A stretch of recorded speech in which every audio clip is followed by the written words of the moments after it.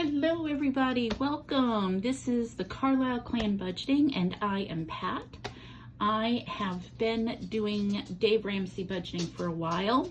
I've stepped away from it and I'm coming back again because these times they are crazy and we've got to figure out where our money is going and how to budget again and how to save money for these crazy food and gas prices and just all of these crazy things going on. So what I want to do is just start by getting back to the basics. And a lot of the basics are going back to the Dave Ramsey, where he has the 7 steps to financial freedom, and just working on building that budget and making a doable, workable budget, not something that is going to set me up for failure right from the get-go. And a lot of times, one of the reasons why we stop doing any type of budget is because we feel like we've set ourselves up for failure and it's not achievable goals. And everything we do needs to be an achievable goal every single time.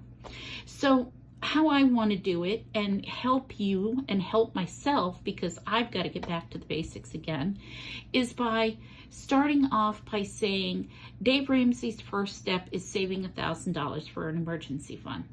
But before we can even do that, we've got to figure out what our budget is. We got to figure out what our income is, and we have to figure out what our outgo is. And until we do that, nothing else is going to come together or make sense or flow.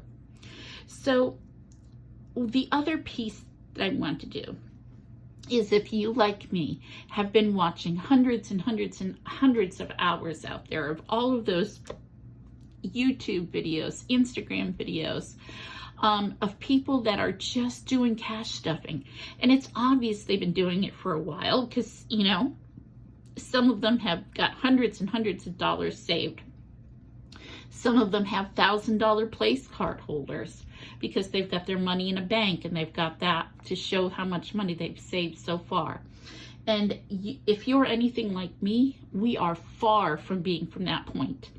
What I need to do is figure out when money is getting withdrawn from my account, or what I have to pay for a bill in order to keep my lights on, a roof over my head, gas in my car, electricity, internet, food, prescriptions. All of that has to be figured out.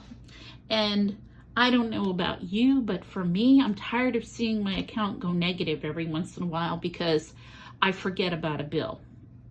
Writing it down is going to be the best way that we can do it. And with that, I want to encourage you. You don't need to go to anybody's Etsy shop yet to purchase anything. You don't need to go to the store and spend hundreds of dollars on buying things to get your budget and get organized yet. We can start with things that you have around the house. Now, I'm using this one subject notebook. I got this at Office Max. I picked it up when they had 10 for $10 sale. And this is just one of the extra ones that my kids didn't need when they were in school. If you don't have a one subject notebook yet, no worries. We're not there yet. Get a piece of paper. If you've got like loose leaf notebook paper hanging around from your kids' back to school supplies, or even better. And honestly, let's talk about just, I'm broke. Let's get to those basics. All of those envelopes that all of the bills come in? Well, let's just use the back of one of those and set it up. Now, in order to set up what's going out and what's coming in from my paycheck, what I'm recommending that we do is either on the back of an envelope, or if you have a one subject notebook or paper laying around your house, is to just write down 1 through 31.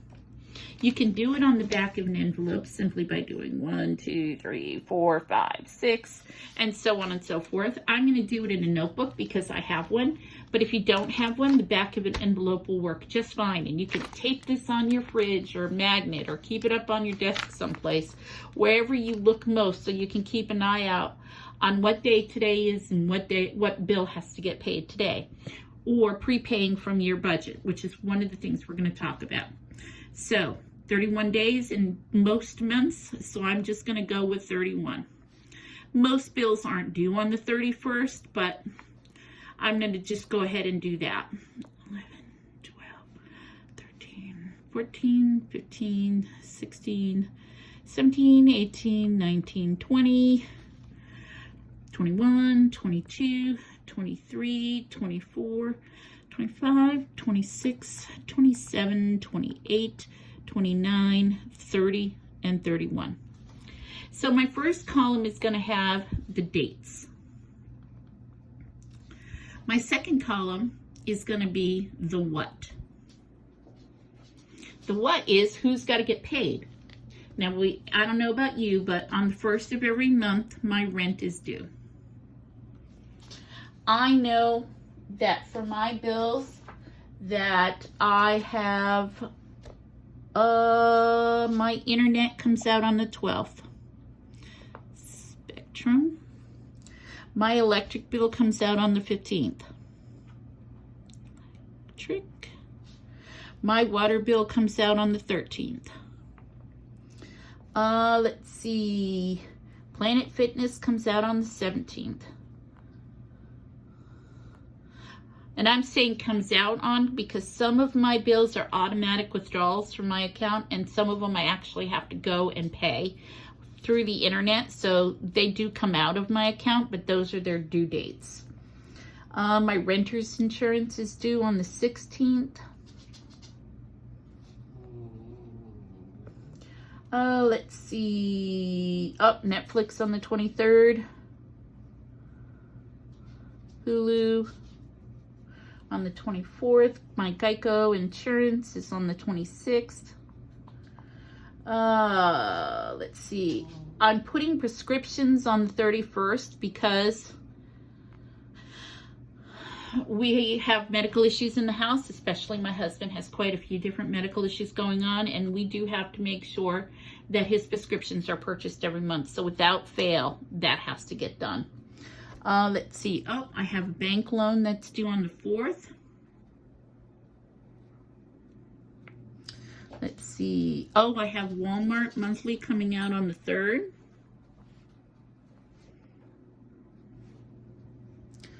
Amazon on the 10th. Amazon. Let's see. My credit card payments. Let's see. Chase is due on the 25th. BOA Visa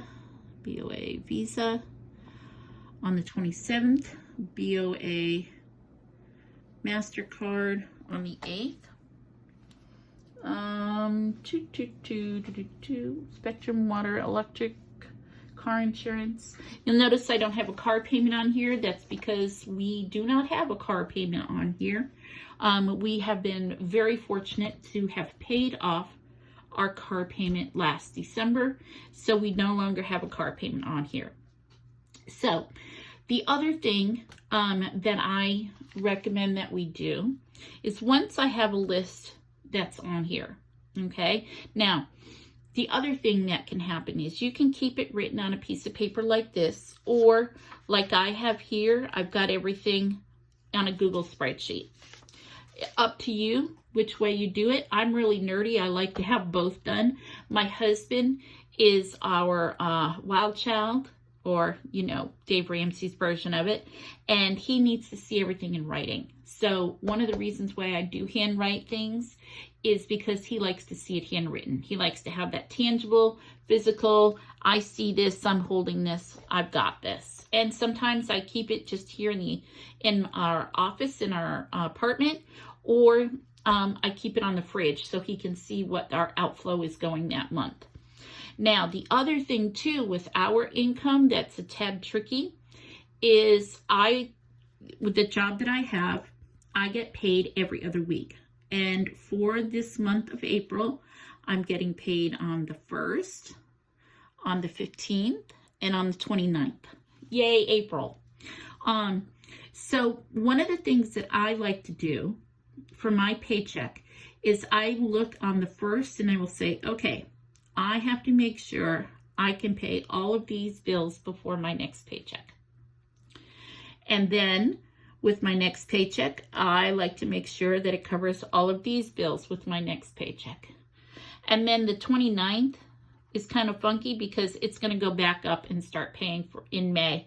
So this paycheck on the 29th of April, I'm going to use to help pay my May rent and the first part of the month of May.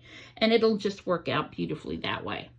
Now notice I'm saying me, my, I a lot because we operate our household income the best that we can with my paycheck. And one of the reasons we do that is my husband is in real estate, and he sells real estate for commission only. He doesn't have a paycheck that comes in every week on time without fail. Some months will have he'll have 1 or 2 closes. Other months he'll have more than that. So what we do is we use mine for the household bills like this, and we use his paycheck for debt and paying down our debt. Now my paycheck, you'll notice I have the Visa card, the Chase card, the BOA, and our bank loan on here.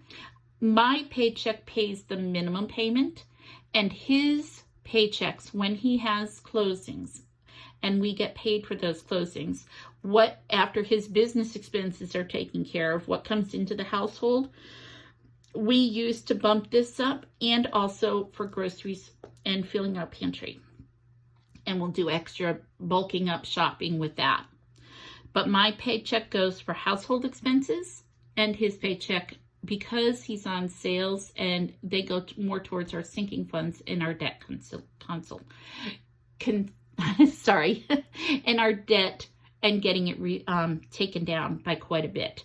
So right now, this is a big job because one, I'm going to ask you to check out all of your bank's statements and your bills that come in and find out what days everything needs to be paid on. And just kind of organize that for now. And that's what part 1 is about, is just getting our debt together. And in part 2, I'm going to talk about how to start figuring out how to budget your paycheck and how much money can go where based on what your outgo is and your income is. So keep watching and look for part 2 coming up next. Have a great day.